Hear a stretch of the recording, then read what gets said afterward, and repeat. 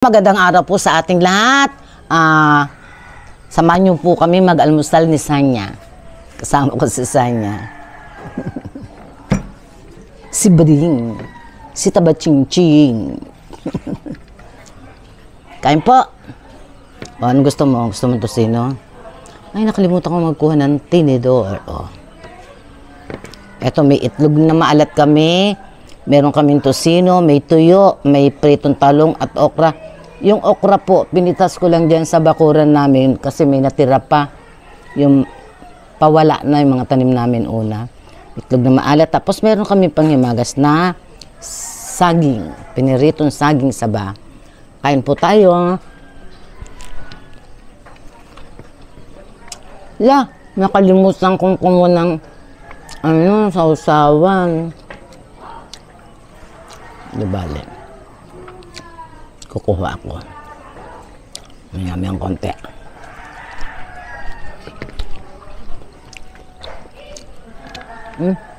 Bugag-bugang mo langaw. Pinya sana biling ko eh. Napansin niyo yung payong. Kasing aga-aga matindi na sikat ng araw.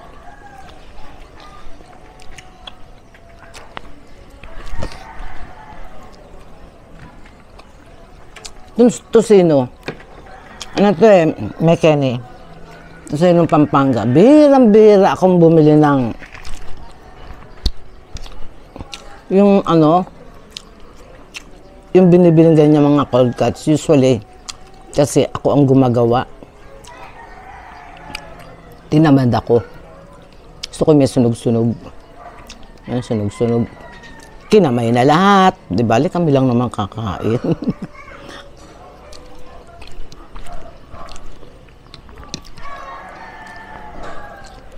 Tuyuan niya. Di ba gusto mo tuyo?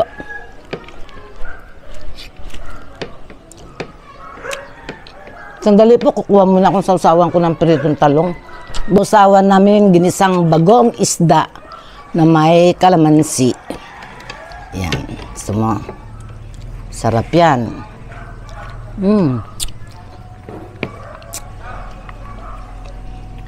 Bagong isda lang ulam na.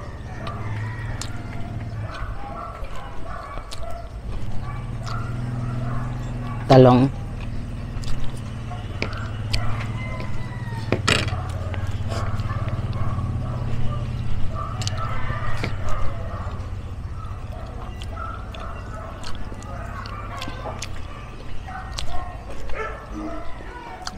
Baka gusto mo ng itlog maalat. Sanya. Yung pula. Yun nga. Nga. Nagbigay akong kamatis, baka gusto mo. Kaya may small knife dyan eh.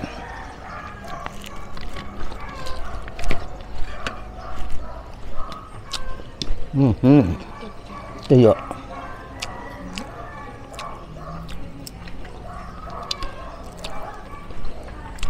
Masarap naman yung mga may mga prosa na lalo na gawa sa Pampanga na na tosino. Kaya lang, hindi ko kasi nakasanayan. Kahit yung mga hotdog, hindi ako nasanay kumakain ng ganon.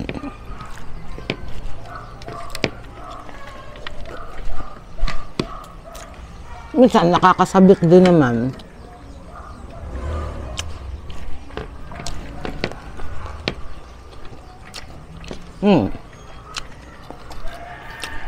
Sarap ng tuyo.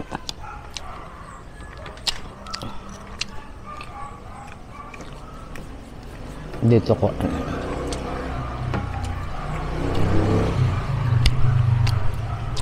Sasawang kamatis sa tuyo. Hinugasan ko na tong kamatis na to eh. Yan. Kasi kaya hindi ko hiniwa agad. Minsan kasi ayaw ni Sanya ng itlog na maalat.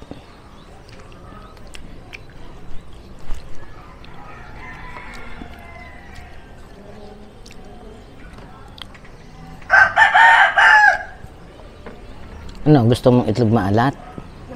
Ha?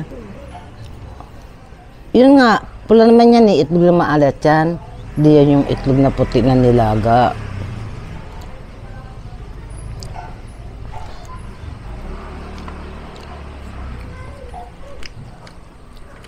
Tapos, bigyan kita ng kamatis.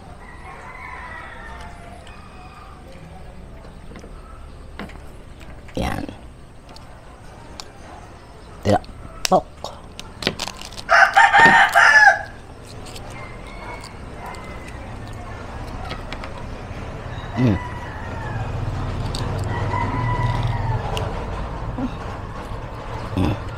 Yan.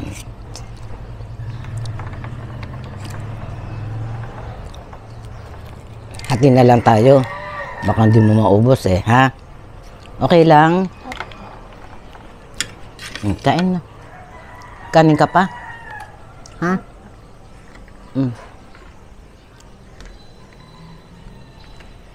Medyo hindi buhagag yung aming sinangag kasi yung ano, yung kanin medyo ano, malagkit. Ubusin mo yung kamatis. Lalong kikinis ang putis mo. Yan. Excuse me. Sarap yung ano, tuyo.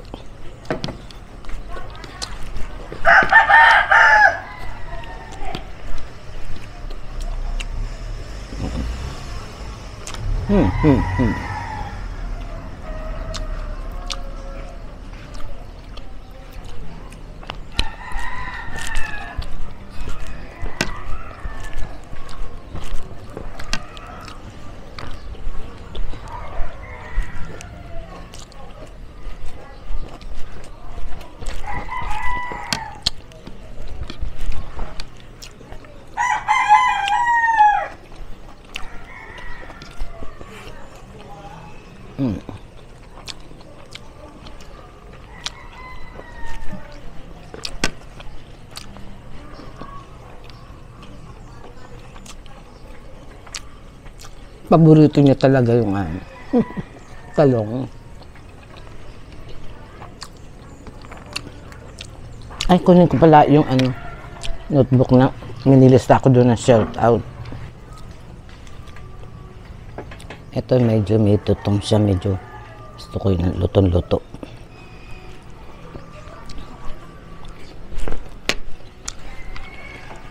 Kanin pa? Kanin pa? Busan mo muna yung kanin mo. Oh. Ayan o. Lakas kumain talaga nito. Kamatis pa?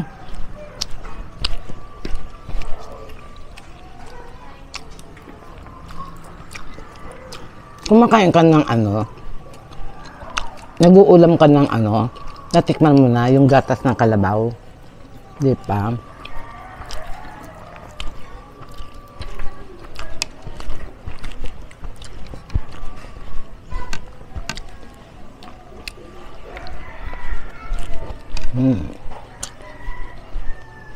Itlog na maalat.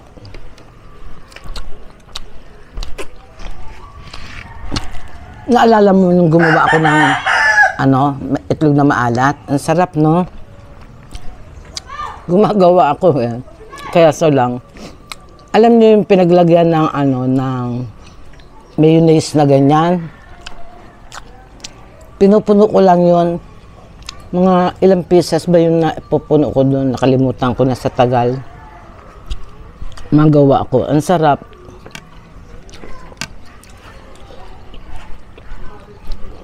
Tapos, siyempre, pambahay lang naman. Hindi ko na siya kinukulayan.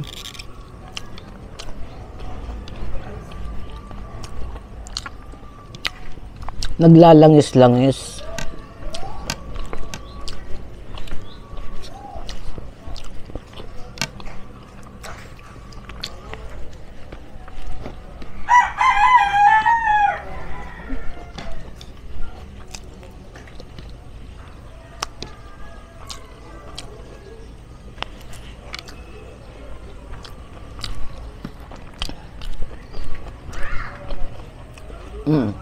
Itlog mo maalat.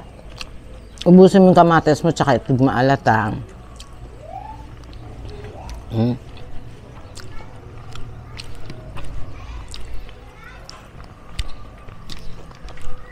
Di bali magpapaka ng ulam, wag lang sobra kanin. Tignan mo nga, mataba ka pa sa akin. Kanin ka pa ba? Ha? Wag na, akin na lang to.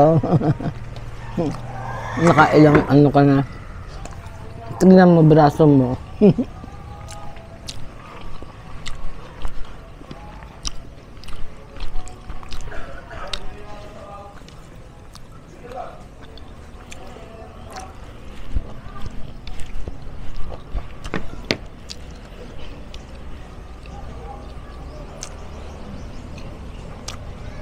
Yung okra, di na nakain. Di na naulam.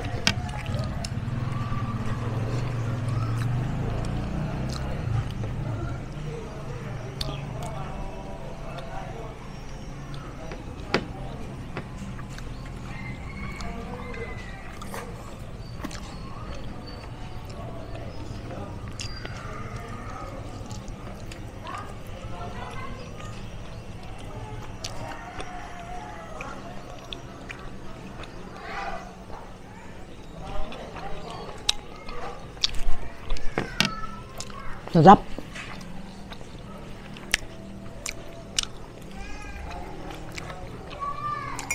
May kape tayo, black coffee. Ang black coffee po maganda sa katawan. Wag lang sobra. Yung black coffee yung black. Siguro mga 2 cups a day. Maganda sa ano po natin, kidney. Singit ko yung shout out. Erlen de la Cruz ng Pangasinan, shout out. Kumusta po kayo? Sarap. Tapos na ako, ikaw dami mo pang uubusin.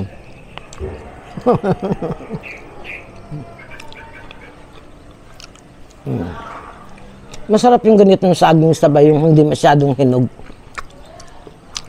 Masarap rito. Okra. Sawa na nga ako sa tanim kasi natin yan Ano na yan tira o papatay na nga Ang damo na dyan sa harapan natin, Papa. Magpapagamas ako. Ba't ganito para sa Liana? Pinito mo ba? Ano? Pinito mo? Ano? Pinito mo? Alin? Ito. Oo, piniprito naman. Iniihaw pa nga yun Sausaw mo dyan, no?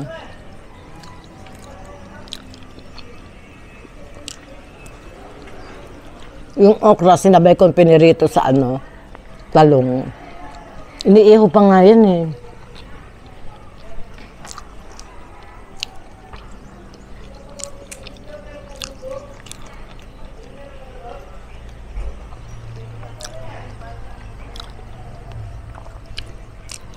Kay tita mo na naman yung tira-tira.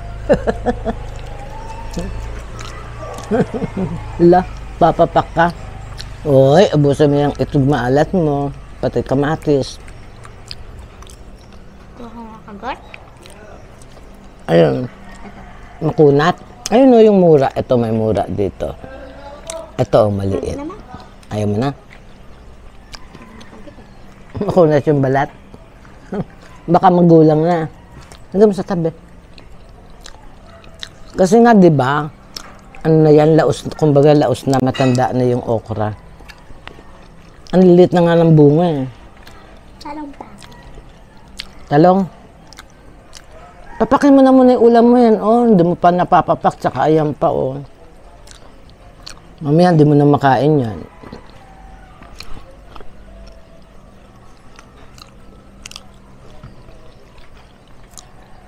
Pag medyo bata ka talaga, pwede ka sige-sige sa pagkain. Pero ako, may alam ako na, kay daran ko, matanda pa sa akin yung 2 taon. Grabe kumain talaga, ang dami kumain, lalo kanin. Pero, hindi siya kumakain ng meat.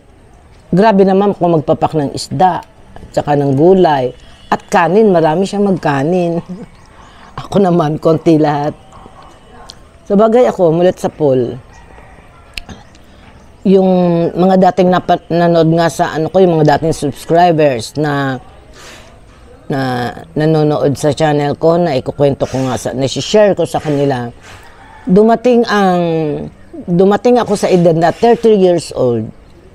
In-stop ko ang rice, ang salt, at ang sugar. Yan. Talagang nag-minimize ako. So, maganda naman ang naging resulta at wala akong maintenance. Praise Lord, no po. Ang problema lang sa akin, yun nga, alam niya naman na yung mata ko, ganun. Hanggang ngayon, pinoproblema ko pa, hindi pa siya masyadong talagang cure. Hopefully, na makikure din yan. With the help of God, okay lang yan. Laban lang.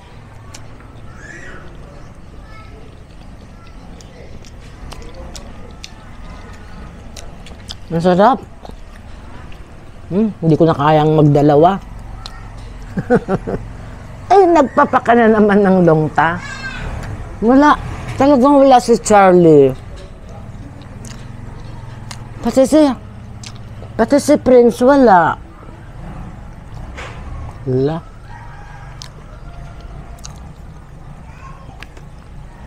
Baka nasa ububong si Prince. Baka nasa ububong si Prince. Wala eh. Tinatawag ko kung nandun yun, di bababa yun. Baka tulog, hindi naririnig, no? Dati natutulog yun sa may paanan ko eh. Si Prince. Ako si Charlie. Si Charlie, wala.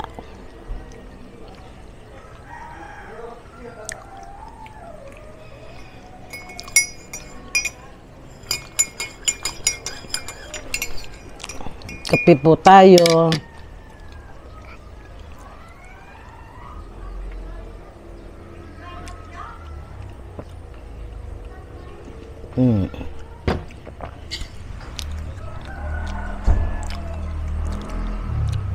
Huwag na natin nantayin matapos si Sanya, matagal yan.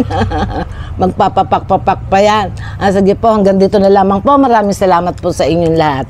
Ayan, bye-bye po. God bless us all. Bye-bye.